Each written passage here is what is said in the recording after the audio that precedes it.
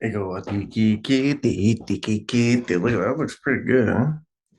Pretty good.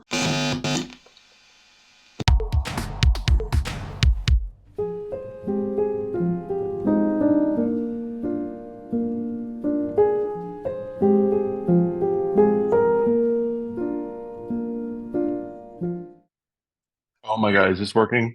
Yay! It's working on this end.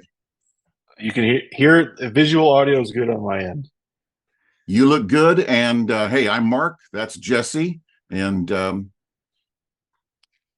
here we are. Hey, we're doing something. Yeah, we are finally. Yeah. Again, I had all the times mixed up. I put everything wrong on my calendar, and I don't know why I keep doing Yeah.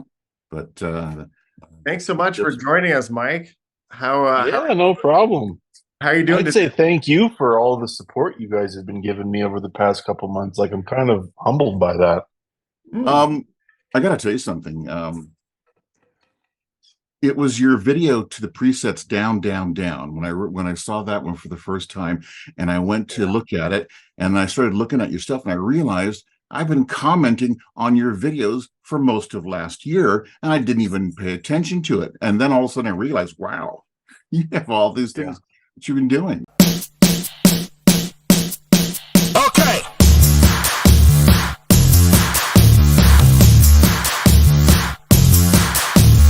Let's talk into like the beginning. I've been doing this since I was 9.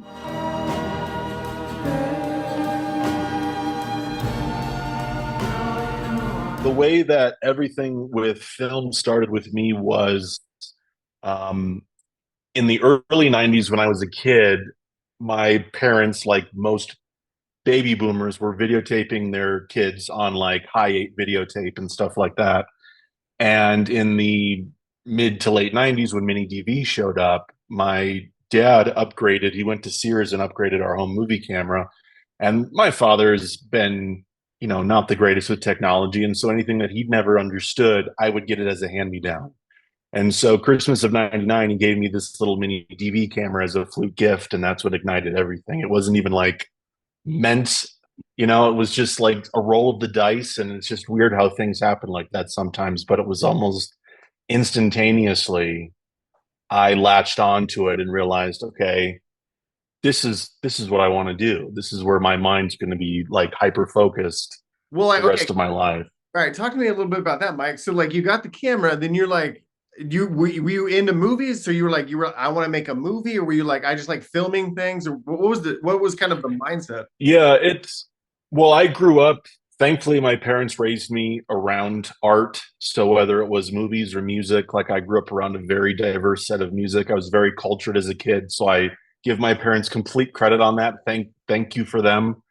Um, but when it started, it was, I was 9 years old, so I was just running around with the camera. I wasn't consciously thinking at that point of like, this could be a job or this could be a lifelong passion. This, is untapping something that I didn't realize was in it. That didn't happen until I was about 12. And then about 12, 13, junior high era is when it kind of clicked and I got better equipment and learned video editing. I learned video editing around 2003. My first computer was this piece of shit Dell, and I just learned on Yeah, Sony Vegas. yeah, And yeah. then I got my first Macintosh in 2005 and learned Final Cut Pro. Hey, yo. And my first professional camera that I owned was a Panasonic DVX 100, which I still have.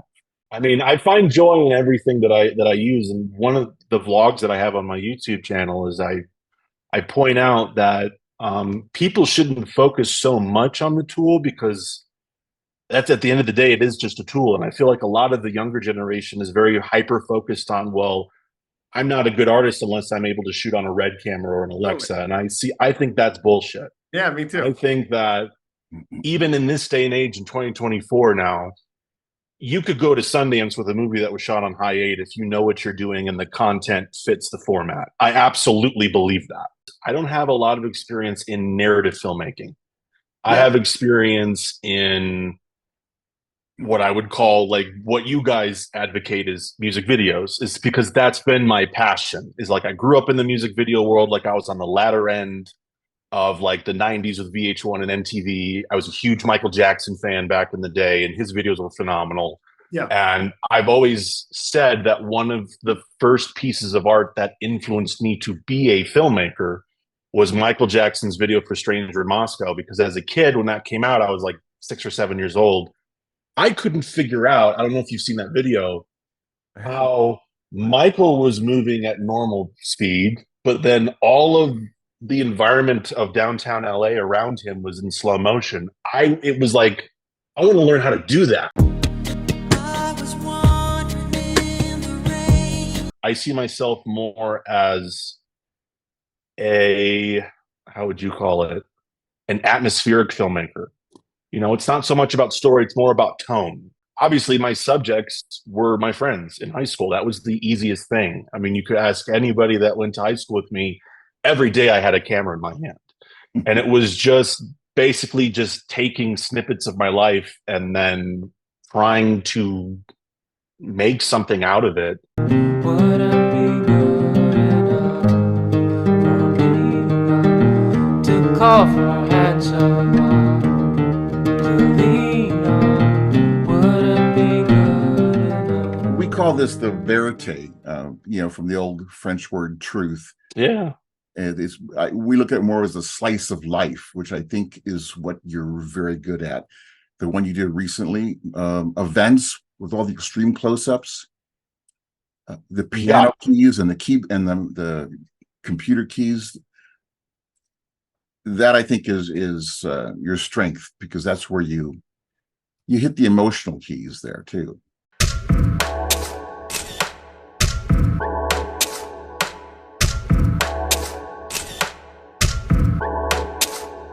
What it seems like you do, a lot of what you do is like just film stuff.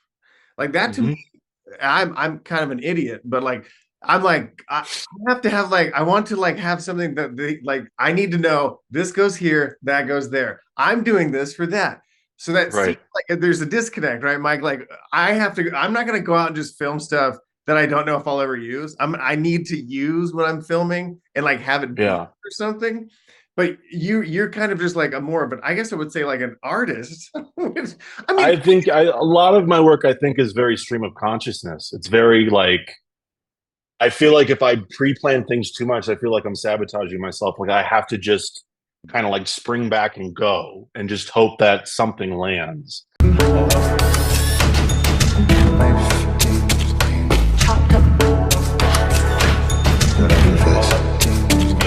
Are you able to be present in the moment with the camera and filming? I mean, what an interesting thing. I think so. Well, that's a good question, because there are times where, I can become self-aware. And if I'm in the moment filming something and I'm just I'm looking at this through a screen. Yeah. I'm not looking at this. But the other thing though, is that there's so many minute moments of my teen years that are captured on those cameras that my 33-year-old brain now would have forgotten. Like everything from that video Friday night, I would not have remembered that day at all. But the fact that I have that, I think one of my high school friends said it best. She goes, Michael, if there's nothing else that you're going to be remembered for with your artwork, is that you immortalized your youth.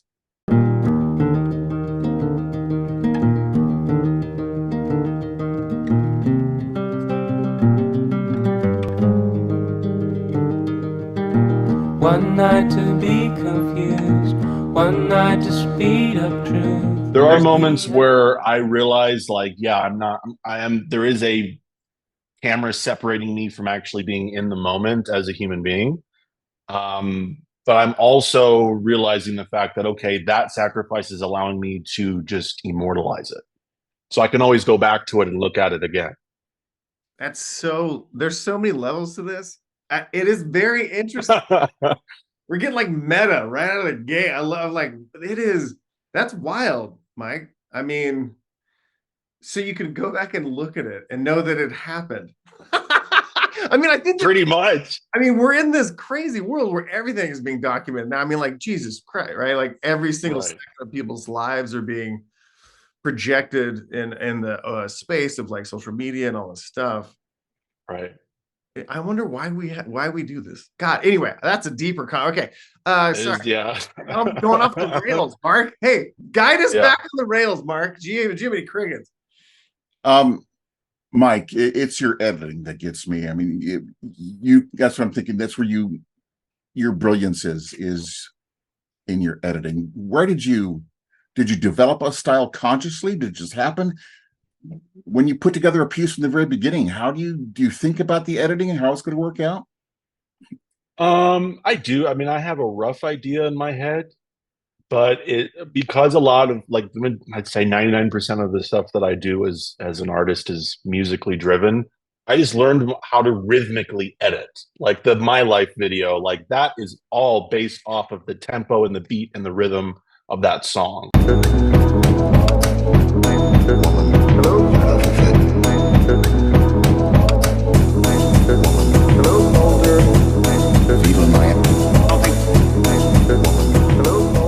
So the music comes first in your head. Yes. It's literally almost every video that I've ever done, the song comes before the video. It's the song that ignites me to be like, oh, let's go do something.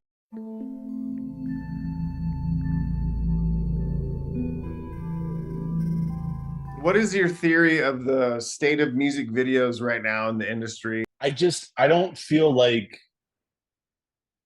music videos are what they used to be. No I way. think Exactly. I mean, from an artistic perspective, I think they're literally, and I understand that music videos have always been seen by the record label as a marketing tool for the single. Like, I understand the business side of that, but there still was artistic integrity in the 80s and 90s. And I feel like now, I'm not saying all music videos lack artistic integrity, but I think that it's very lacking, and it's more just same opinion I have on a lot of studio films is like a lot of the industry is just focused on the business aspect now of like how can we get that many zeros behind, and recoup our expenses. They're worried too much about that and not enough on, well, if it's good art, the money will come, the business will come. Like that's usually hand in hand. Considering how many music videos I see every day, I can tell you right now that I think they're more artistic now than they have been in decades. Nice. Seriously. Yeah. MTV not missed. One aesthetic that I'm really excited that at least the studio level music videos are doing now is they're all shooting on celluloid again. Like I've noticed so many music videos that are shooting on 35 millimeter, and I'm like, thank God. Like, don't let celluloid die, please. So I don't know. I just think it adds this personality. Like the thing with me, with my work is, I don't have the money to shoot on film. Therefore, I try to make digital look like film. It's an aesthetic that I like. It's what I grew up with. I like the grain. I like the way that the colors look. And I just feel like digital, it's almost like a lot of digital cinematography is kind of just like Botox injected, where like it has to be perfect, no lines, and it has to be so clean. Let me interrupt you here because for all those people out there, myself included, Yeah. when you see something in celluloid, how do you know? What do you look for? Okay, so I'll give you an example of actually I had this conversation with my fiance a couple weeks ago. There's a rapper, I don't remember his name, but he shot a music video in Denver, and I was attracted to it because it filmed where I'm at right now. And within 2 minutes of going into the video, I'm like, "This was shot on film." He goes, "How the hell do you know it was shot on film?" So a lot of the things that I notice are this thing called halation, where kind of the red channel of the film will bounce back off the film gate, and it'll on high contrast areas, whether it's around like a street lamp or I don't know, like a neon sign.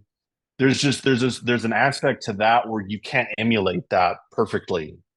There are emulators out there to make it look like that, but you can't. I don't know. And there's also something maybe it's because I'm just such a nerd and I've been around cameras for so long.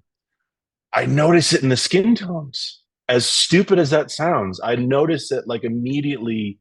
There's something that, you know, celluloid does with skin that is different from digital, that digital cannot replicate no matter how much you try to do it. And then obviously the grain structure as well, because a lot of the film emulation tools, especially the ones that I've experimented with, there's a difference in how much grain goes in the shadows, the midtones, and the highlights of an image when you shoot on film. Whereas the emulators, they just like layer everything. Mm-hmm. So when you see something shot on film at like a high enough resolution, you can tell because there's going to be more like in the blacks on certain film stocks. There's going to be more grain there than there is in the midtones. So it's literally just me being a nerd. I've had nothing else better to do as a teenager, so I was just staring at film stuff all the time. Right. I think there is something to the color too, or the depth of color that film does get. That it is when you know it, you're like, oh, that's that. You can't really do that on digital, in my view. Yeah, no, digital. I just feel like it's just. I think that's part of the reason why a lot of Gen Z filmmakers are interested in mini DV is because they're at least. I feel like modern day digital video lacks certain personalities to its aesthetic that like even videotape and film had.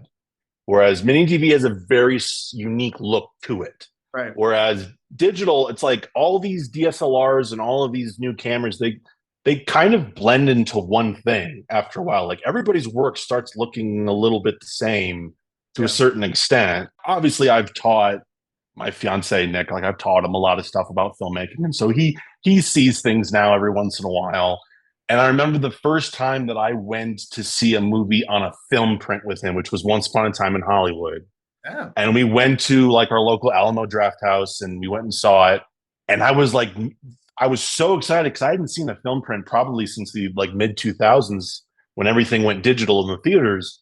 And so when the film projector started rolling and I could hear it, I was like a little kid again. I was so fucking excited.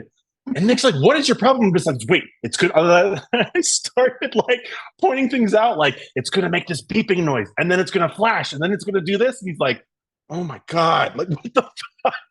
But it's fun sharing that with people. I mean, it's like when you're passionate about stuff like that, as dorky as you look sometimes, it's good to have that. You know, it's good to have those things to share with the world, I think. Yeah, totally. It's a connection to like a bygone era. Yes, absolutely. We all got that stuff. We all have those things that we're like, oh my god, yeah, that's amazing. I love that. That's so cool. The sound of the reel clicking. That makes total sense. I don't remember the last time I've heard that. So I think the word bygone is no longer really applicable to much anymore. The internet has made everything from every age popular again. Oh, it's true. I mean, to be fair, I'm 33 in 2024 and I have a mullet, so that should say. I wasn't gonna say anything about the mullet, but it is magnificent, by the way. Yeah, it doesn't. It's kind of being lazy today. I don't have any product in my hair, so I apologize for looking butthead. I love the mullet and the glasses. You're really doing it. Okay, you really and the postmodern shirt too. You gotta love the postmodern shirt. In this world, it's just us. You know it's not the same as it was. In this world, it's just us. You know it's not the same as it was. More than anything, I'm happy that I have something that I care about this much in my life. You know, especially in the times that we're living in right now. I think anybody that, like, if you're able to get involved in something that sparks this in you, like, we all need that right now.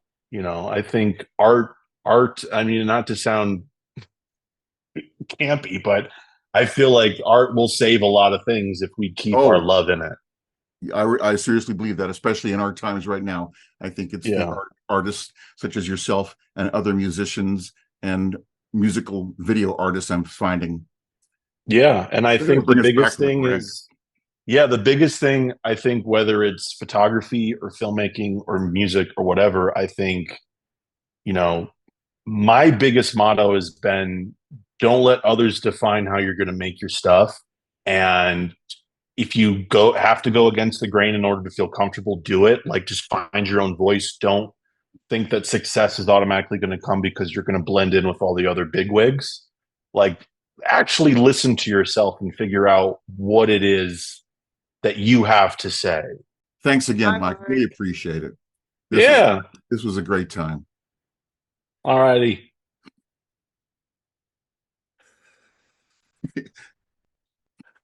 Our exits are always so classy.